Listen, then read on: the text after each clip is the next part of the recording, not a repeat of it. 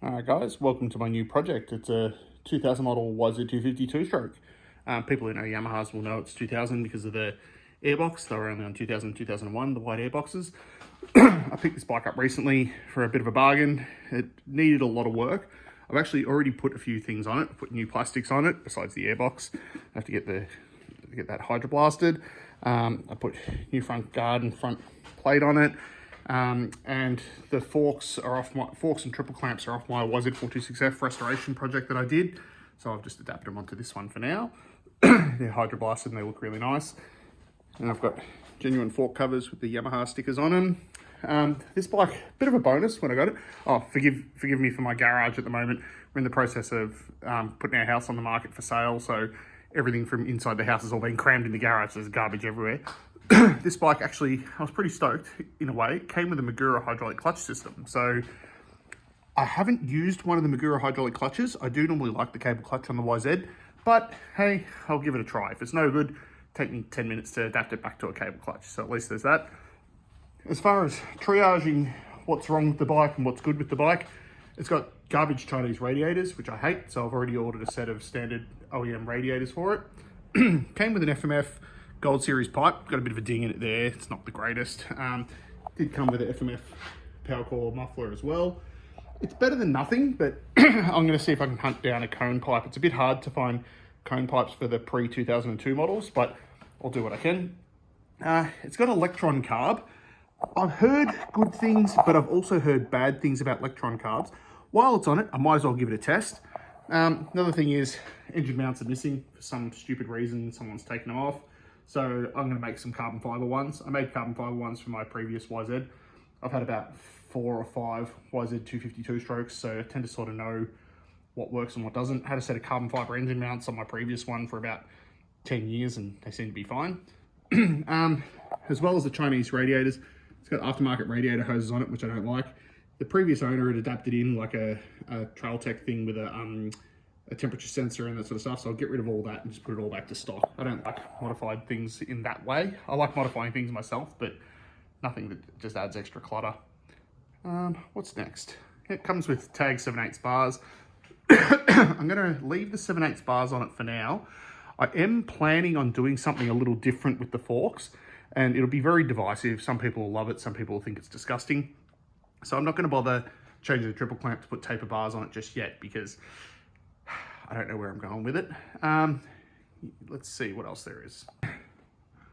One good thing, it's already got the 2001 model onward front master cylinder.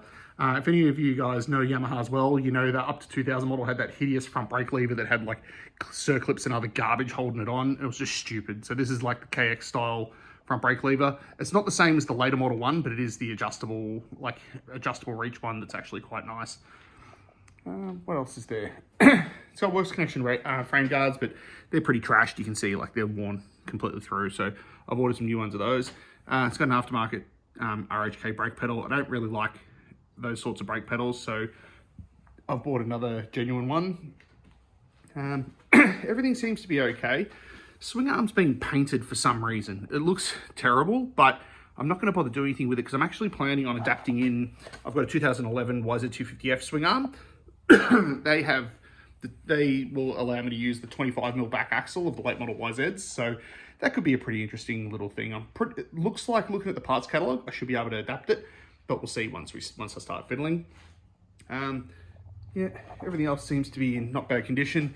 Foot peg pivots are a bit clapped out. I've actually got a spare frame for one of these, and I'm doing something a little different with the frame, which you'll see in the next video. So I'm not too fussed about how worn out and crappy looking the frame is. Like, someone's repainted it at one stage and it looks a bit dumb, so we'll see how that goes. Now the actual interesting bits for it.